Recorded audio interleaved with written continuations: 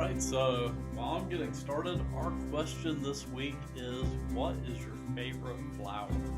I thought that would be a fun one to start the show off with, so leave that in the comments.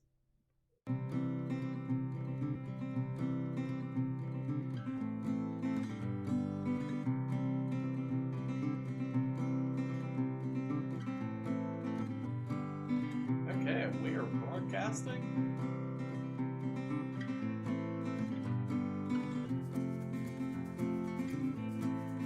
And we've got folks watching, so let's go ahead and get started with this week's episode of Bob's Live.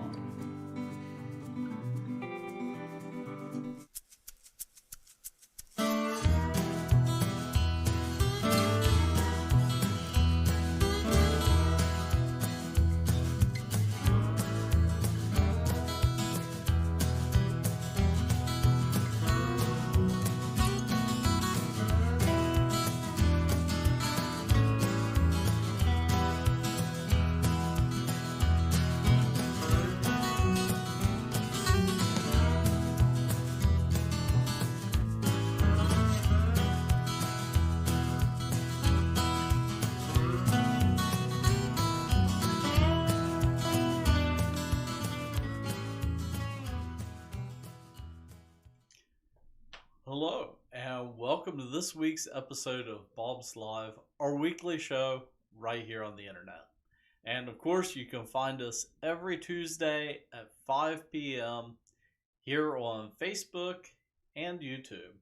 And of course, you can find us online at bobsmarket.com, but you can also find us on Facebook, Twitter, YouTube, Instagram, TikTok, and a whole host of other places. So, whatever your favorite platform is, give us a search and you'll find us most usually at Bob's Market. Except for YouTube, because that was already taken, so we're Bob's Market Greenhouse on YouTube. Alright, so last week on our episode of Bob's Live, we started a raised bed project at my house. It's something that I've been wanting to do for years. I've always been a traditional Victory style gardener.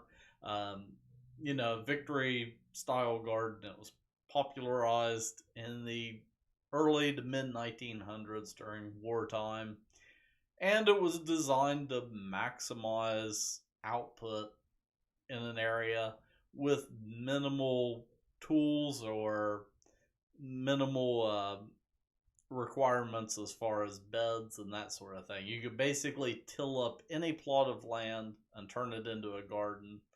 And the key with it was straight rows that were, kind of packed tightly together so you could walk up and down them and hoe them and keep them weeded. That worked great for wartime output. But today, gardening's changed. We don't need to can 200 jars of green beans to get through the winter time. So gardens have tended to kind of shrink. And along with that, have come raised beds. And with raised beds, you don't have the traditional rows. So it's a lot more low maintenance. It's not as much weeding. And also where they're raised up off the ground, it's easier to get in them to work. And yeah, I'm starting to get up there, I guess. But I'm starting to notice, when I'm bending down and working in the garden that, I don't feel as great the next day as I used to. So, last week we put down the weed cloth in the raised bed area. That's going to be the raised bed portion of my garden. And this week we're actually building those raised beds. So what I did is I built my raised beds using 2x12s. So they're 8-foot 2x12s. That way I could take one of the 8-footers, cut it in half, and use 3 boards and make one 4-foot by 8-foot bed. So, you know, you can do almost any dimension, but that's what I chose to go with. And I'm doing 6 4-foot by 8-foot beds. And luckily, I got the lumber back before the price of lumber went insane. So I've had this lumber stacked up in the garage for quite a few months. Just waiting on the right time to be able to do this project. So, well, let's go ahead and assemble the beds. And if you have any questions, leave them in the comments, and then I'll address them after the video.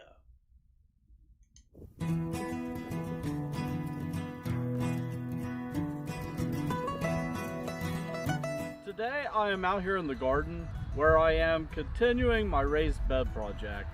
In the last video we put down the weed cloth, and in this video I'm ready to construct the beds.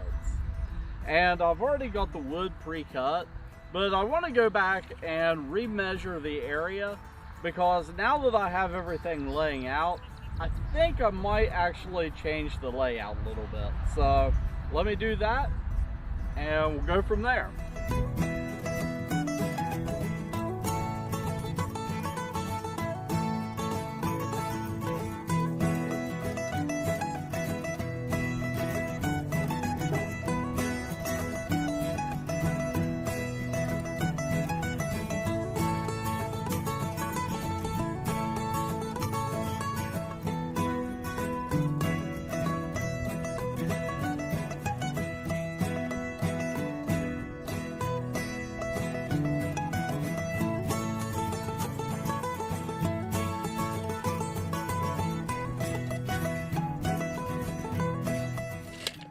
Alright, so I'm done measuring and I think I have a plan.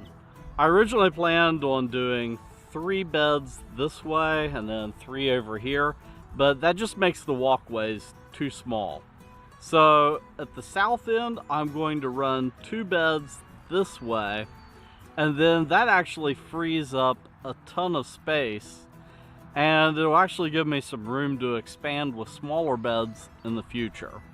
So I think that's the route that I'm going to go, and I think it'll look best once I get the picket fence in around it that I do want to build eventually. So I'm going to go with that, and of course, you know, these are 4 by 8 foot beds, so I could always get some help and move them if I need to once I get them together. Alright, for the beds, I am using a 3-inch outdoor screw, so that gives me enough penetration over into the other board. And it's just a matter of screwing these together. And the way that I'm doing it is with the short side on the outside, because that way then the force will be pushing against this screw, wanting to shear it that way, which I think will give me a little bit more strength. I'm not sure if it really matters or not, but that's the way I'm doing it. Now, of course, with doing this by myself, the first one's always the hardest to get started.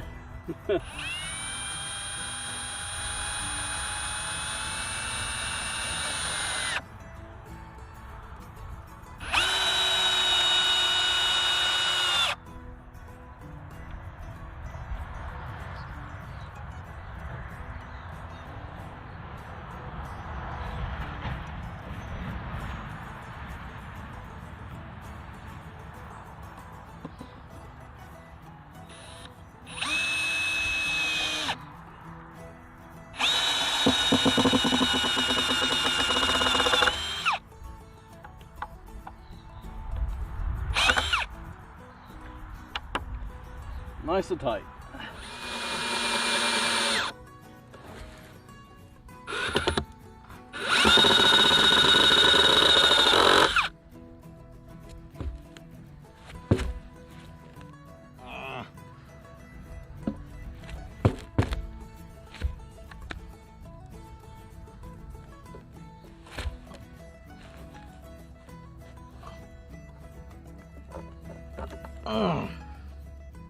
Okay, so I've got 2 screws in each corner.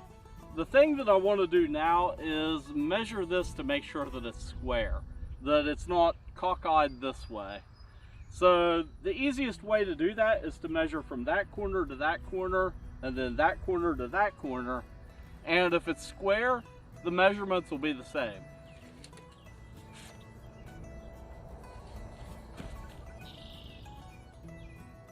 So I've got 110 that way,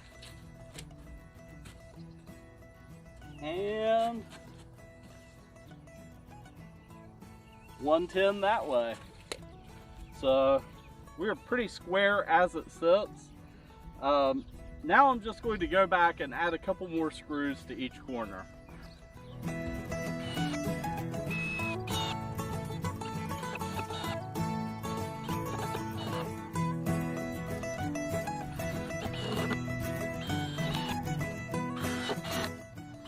Alright, so I got this bed in along the back, and what I ended up doing was actually screwing the two together, and I think that'll help prevent weeds or any critters from getting in between the two beds.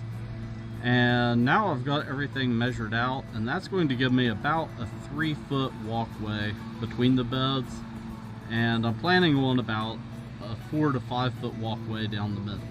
So I think that's going to be really nice.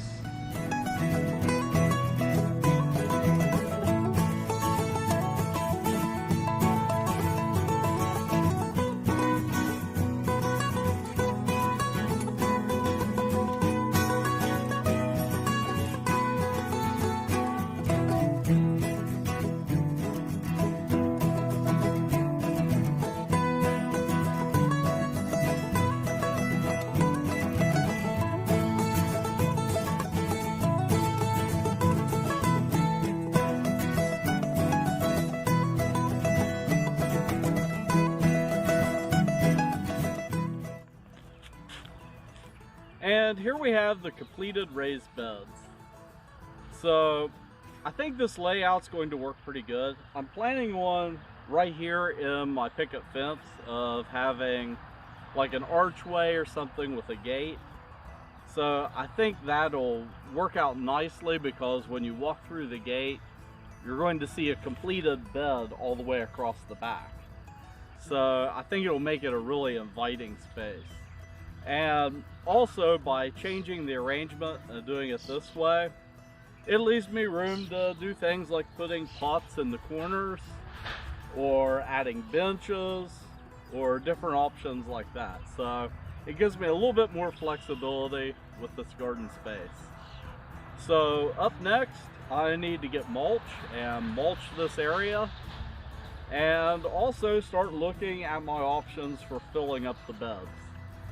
So for right now, this project is kind of on hold, so it'll probably be a few more weeks or so until I start back in on it. So until next time, keep growing.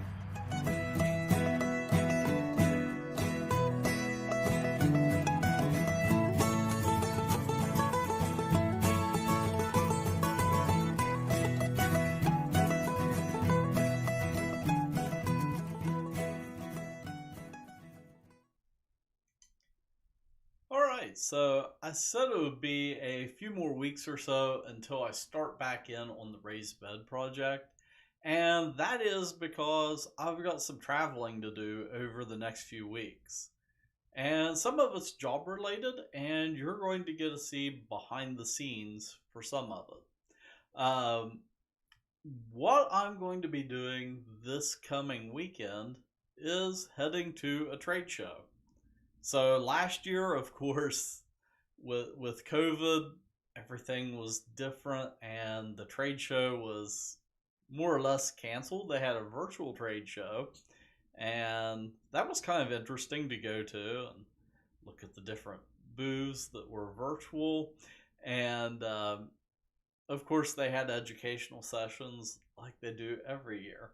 And of course, what I'm talking about is Cultivate, which is through American Hort, which is an organization that the Bob's Market is somewhat involved with. Back before American Hort became American Hort, it was actually two separate organizations, and one of those was OFA, the Ohio Floriculture Association. And then later on, it just became OFA when it sort of became international. But our own Bobby Barnett's, one of the owners here at Bob's, served as a president of OFA. Um, so, we have folks that go to Cultivate every year. And for us, it's an opportunity to see where the trends are headed in the horticulture industry. And at Cultivate, they have a huge trade show. And I mean, the trade show floor covers something like 10 acres. It is massive. And there are people there and booths there from literally all over the world. Of course, this year it might be a little bit smaller. I don't know how much as far as international travel there'll be. Um, but I'm going to be attending a bunch of educational and informational sessions. And it's where I get a lot of ideas for content that you see later on our blog and here on Bob's Live and on our YouTube channel and different things like that, because I can go there and see where the trends are going, and that really kind of pushes my decision making process as far as what I share on our website.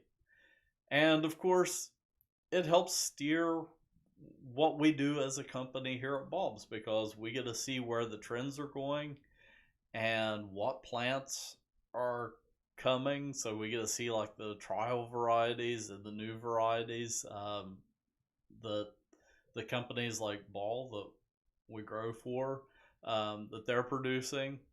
And it's also a great networking uh, event.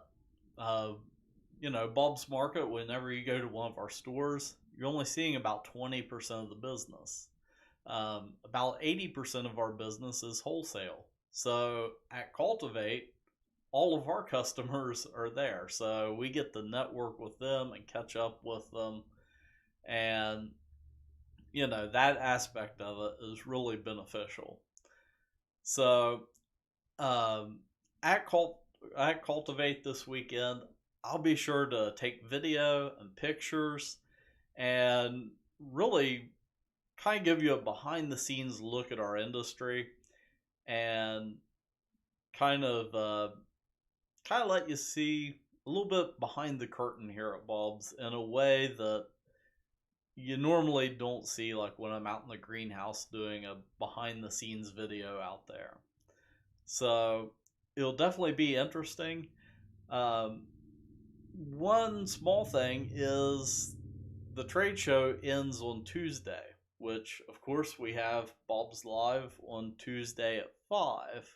So I don't think I'm going to make it back from Columbus by 5 p.m. So next week we might be doing Bob's Live on Wednesday instead of Tuesday. Um, I'll probably be posting an update on Facebook later in the week with that. Uh, but next week and the week after, uh, I'll be sharing updates from Cultivate with some different segments that I want to highlight uh, from my weekend out there. So, well, that is all that I have for this week, and I don't see any comments or questions. So, we'll leave it at that and say until next time, keep growing.